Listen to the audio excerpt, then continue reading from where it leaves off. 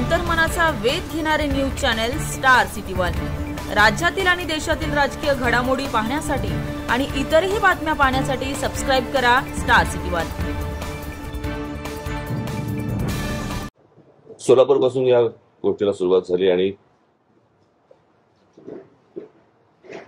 गेले अनेक दिवस मराठवाड्यामधलं वातावरण आणि मराठवाड्यामधलं एकूण राजकारण याविषयी पाहत होतो, ऐकत होतो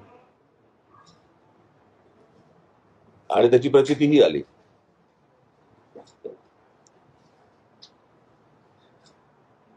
सोलापूरच्या पत्रकार परिषदेमध्ये मी जे बोललो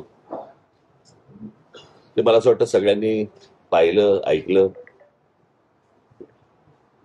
पण त्याच्यानंतर ज्या जाणीवपूर्वक बातम्या केल्या गेल्या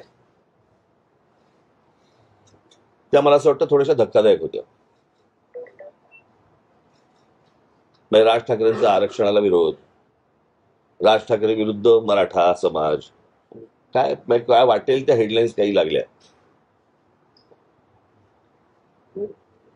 तुम्हाला कदाचित आठवत असेल तर 2006 साली मी पक्षाची स्थापना केली आणि 2006 सालापासून आजपर्यंत आमची भूमिका सुरुवातीपासून एकच राहिलेली आहे की आरक्षण द्यायचंच असेल तर ते आर्थिक निकषावरती द्यावं, ही आमची भूमिका पहिल्यापासून राहिलेली आहे।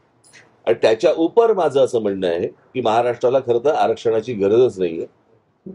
महाराष्ट्र राज्यासारखं राज्य मला असं वाटतं हिंदुस्थानात दुसरं कुठचं राज्य नाहीये की या राज्यामध्ये शिक्षणापासून ते नोकऱ्यांपर्यंत, उद्योगधंद्यापर्यंत इतक्या गोष्टी इथे उपलब्ध असताना बाहेरच्या राज्यांमधल्या लोकांना इथे सगळ्या गोष्टी मिळतात, पण आमच्या मुलांना मुलींना इथे त्या गोष्टी मिळत नाहीत। त्या जर समजा महाराष्ट्रामधला जो कोटा आहे, महाराष्ट्रामध्ये ज्या काही उपलब्ध गोष्टी आहेत या जर समजा आपण नीट वापरल्या महाराष्ट्रातल्या मुला मुलींसाठी, मराठी मुला मुलींसाठी, तर आपल्याला खरं तर आरक्षणाची गरजच नाहीये।